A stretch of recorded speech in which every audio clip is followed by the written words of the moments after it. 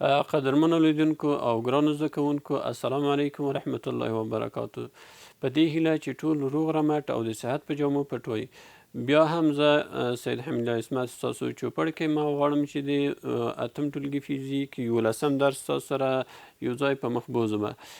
خدای دې وکړي چې له تیر درس څخه مو ګټه اخیستې وي چې د تودوخې لیږد د هدایت په ډول باندې وه او هغه کورنۍ دنده چې تاسو ته سپارل شوې وه چې د هدایت په ډول باندې باید تاسو په خپلو کورونو کې دغه فعالیت ترسره کړئ. خدای دې وکړي چې هغه مو په بریالیتوب سره ترسره کړی وي. دا چې په تیر درس کې مو هم وویل چې د تودوخې لیږد د جریان په ډول باندې په دې کې د مادې مالیکولونه یا ذرې له یو ځای څخه بل ځای ته څنګه کې حرکت کوي، یعنی هغه ذرې یا هغه مالیکولونه چې د تودوخې د سرچینې سره په تماس کې دي هغه ګرمیږي، چې ګرم شول کثافت یې کمیږي، هغه پورته خواته حرکت کوي او هغه چې یخ دي هغه راځي د هغو ګرمو ځای نیسي.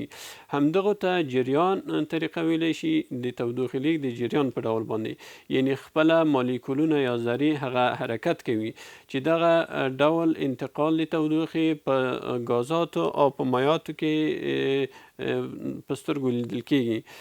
د دې دپاره چې په موضوع باندې ښه حاکمیت پیدا کړو غواړو چې دغه فعالیت چې د ستاسو په کتابونو په 9 پاڼه کې دی هغه ترسره کړو. په دې فعالیت کې څه شیان ښودلي دي؟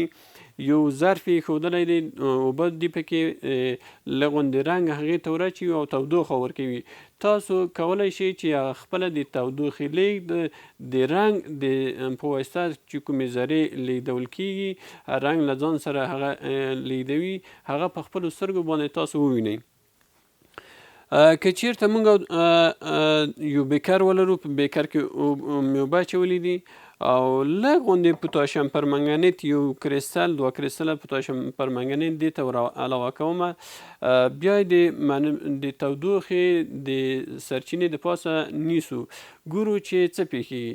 دغه فعالیت به په ګډه باندې ترسره کوو. 2 کریستله یا 3 کریستله پوتاشیم پرمنګنیت راخلو، اوبو ته اچوو. اوس راځو 2 به نور هم ور واچوو تر څو چې لږ ښه او په واضح توګه باندې ولیدل شي. د ګیرا په واسطه سره بیکر راخلم، د تودوخې سرچینې د پاسه یې نیسم. تاسو به خپله د جریان په ډول باندې تودوخې لیږد وګورئ. دا تجربه او دغه فعالیت په هر ځای کې شونی دی او ډیر زر پایله ورکوي. تاسو وینئ چې د دود په ډول باندې یا غیر منظمه توګه باندې هغه څنګه کې حرکت کوي، یعنی د دې نه دا هم جوتېږي چې مایعات څنګه دي. مایعات په خپلو منځو د مالیکولو په منځ کې خلا شتون لري، هغه په یو مستقیم خط باندې حرکت نه کوي، هغه داسې ډول باندې حرکت کوي. هغه مالیکولونه چې د تودوخې د سرچینې سره په تماس کې تاسو وینئ چې هغه څنګه کې ګرمیږي او ځای هغه پاس حرکت کوي، یعنی کثافت یې کمی پاس ځي. هغه جسمونه چې ګرم شي یعنی دغه ذرې ګرمیږي، کثافت یې زیاتي، حجم یې زیاتي او کثافت یې کمیږي، پاس قسمت ته ځان رسوي. یعنی هغه ذرې د مایع چې د تودوخې د سرچینې سره په تماس کې دي کثافت یې زیاتیږي، کثافت یې کمیږي، په بخښنې سره کثافت یې کمیږي او حجم یې زیاتي، پاس خواته حرکت کوي او ځای فورا او سړو ذرو ته یا سړو مالیکولو ته پرېږدي چې دغه ډول انتقال یا د لیږد ته د تودوخې جریان ویل کېږي. د جریان په ډول باندې تودوخې لیږد چې ښه بیلګه یې په زموږ تاسو په ژوند کې د بخاریو ګرمول دي یا د بخاریو څخه ګټه اخیستنه ده. بخارۍ موږ او تاسو وینئ چې د کوټې په یوه برخه کې مو ایښودې وي، خو کله چې هغې ته اور ورکوو هغه تودوو، ټوله کوټه څنګه کې ټوله کوټه ګرمي، یعنی هغه هوا هغه مالیکولونه د هوا چې د بخارۍ سره په تماس کې دي هغه ګرمیږي، هغه کثافت یې کمیږي، پاس حرکت کوي او فورا د هغې تشه د یخو مالیکولو په واسطه سره ډکیږي چې همدغه ته جریان ویلی شي. د جریان په ډول باندې لکه تاسو چې ولیدل په دو بیکر کې ګرم مالیکولونه پاس لور ته حرکت کوي او د هغو ځای څنګه کیږي هغه مالیکولونه چې هغه ساړه دي هغه نیسي، همدغه جریان ادامه پیدا کوي تر څو چې جسم ګرم شي او د تودوخې لیږد جریان په ډول سره.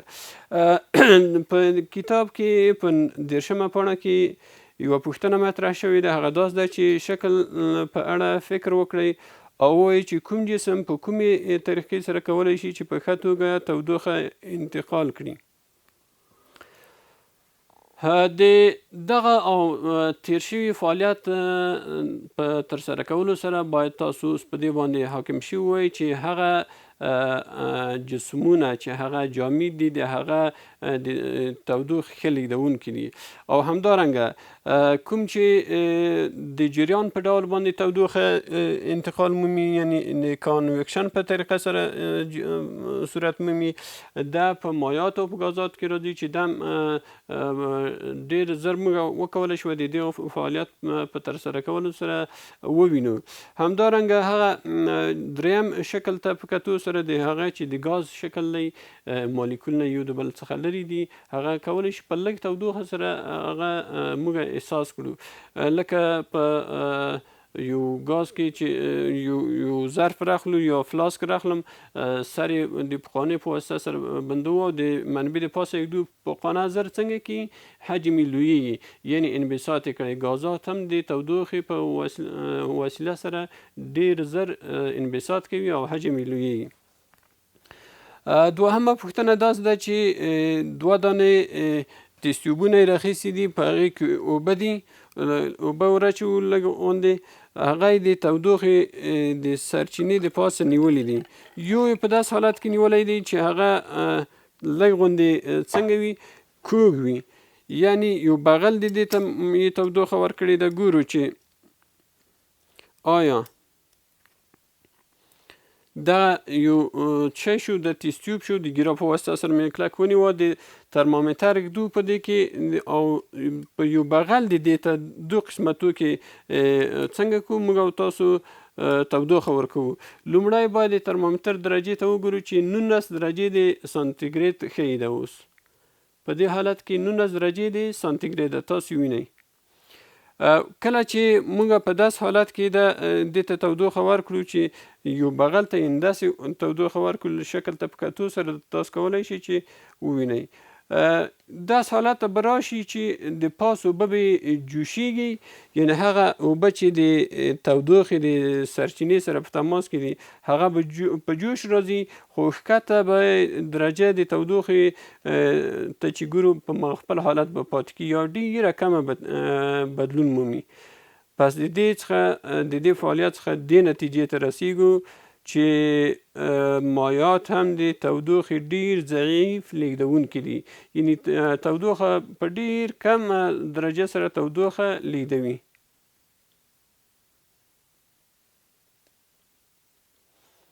تاسو وینئ چې د پخواني په شکل باندې د پورته قسمت یې د مایع په جوش راغلی دی، ایشیږي.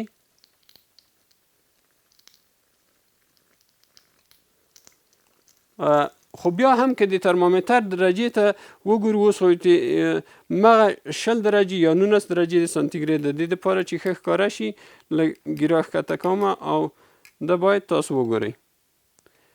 د ترمامتر درجه 1920 درجې د سانتیګریډ ده، یعنې دا محیط خامخا یو څه ناڅه ګرمي د اغیزه لرلی شي پې. پس زیات بدلون د ترمامتر په درجه کې نه دی راغلی. خو که موږ تاسو ګورئ چې مغه 20 درجې د سانتیګریډ ده، اوس هغه برسېره اوبه چې اوس مې ته ویاستو د هغو په واسطه سره درجه پاس لاړه، اوس 25 درجو پورې ده. څنګه ده؟ تاسو وینئ چې پورته تلي، بیرته غواړم چې دا سوړ شي ترمامتر او خپل عادي حالت ته وګرځي. ښه ګورو چې ما 20 درجې د سانتیګریډ ترمامیتر ښیي. بیا راځو هغه برخې ته تودوخه ورکوو چې د دې سره ترمامیتر هم چسپېدلی دی. اوس ګورو چې آیا د ترمامیتر د تودوخې ترمامیتر درجې پاس ځي او که نه.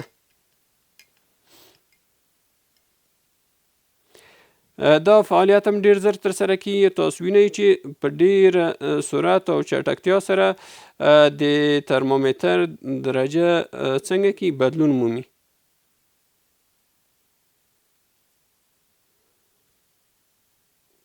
تقریبا د 40 درجو ته ورسېده.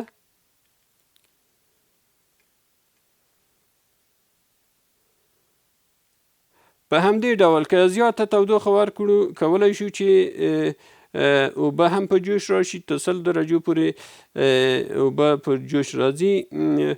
همداسې کولی شو یعنې په ډېره کمه تودوخه سره دغه درجې د ترمامیتر څنګه کې بدلون مومي. له دغه اوس دې ګورو چې تر 50 درجو د سانتیګریډ پورې څنګه شوې ده درجه پاس راغلې ده.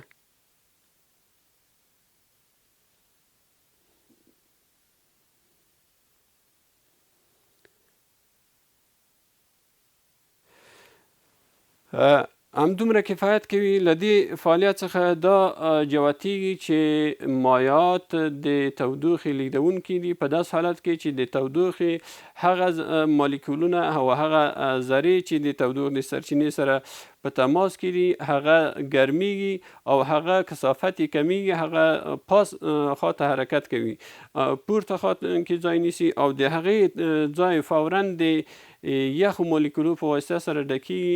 همدغو ته جریان طریقه ویلی شي یا د تودوخې لیږد د جریان په ډول باندې. خدای دې وکړي چې داسې دې ته ورته فعالیت تاسو په خپلو کورونو کې هم ترسره کوئ، ځکه دا ډېر اسانه دی. یو ترمامیتر ته ضرورت دی او حتی که دغه فعالیت وښیي چې د تودوخې لیږد د جریان په وسیله سره تاسو کولی شئ په یو شیشه‌ایي ظرف کې یا هم دا ترسره کړئ، بوتل وي هم دا کولی شئ دا ترسره کړئ. تر بیا چې ستاسو چوپړ ته حاضر یم تاسو په لویو بښونکي خدای سپارم. خدای دې وکړي چې نیکمرغه شېبې ولرئ. په مخه مو ښه.